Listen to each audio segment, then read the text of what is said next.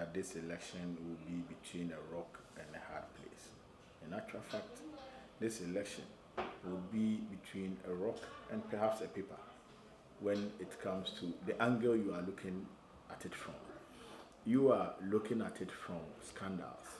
And even when it comes to scandals, the NDC is completely dwarfed in terms of the number, the size, and the magnitude of the scandals that have occurred under the Otokunor government. Indeed, every government may have scandals because the government is formed by people. People come from various backgrounds with various objectives, and they find their way into the government. But what is important is how the leader of the government deals with such scandals when they come up. 70% of the scandals that you heard under President Mahama was actually identified secretly by President Mahama.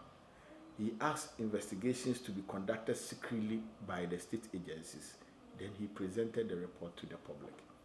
Talk of the National Service scandal, talk of the JIDA scandal, and so many other issues. The JIDA scandal remember, no, not absolutely not.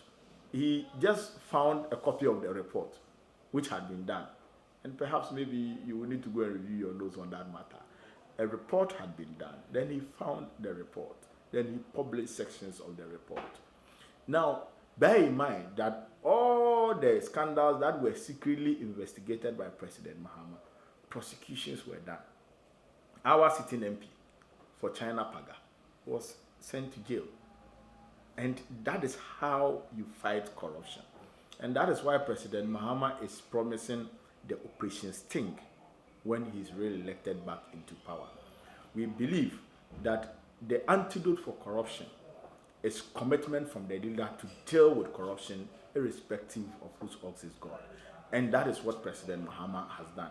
He has shown ample evidence that he stands very tall when it comes to fight against corruption than his counterpart, President Otokunor. Those are things that we have to look at. So this election is just straightforward. It's actually between, if you want, the devil and an angel. The stone and the paper. It is nowhere near what you are analyzing. And I think that perhaps those who are making those analyses, they have to look at the variables and the factors again and make a proper assessment.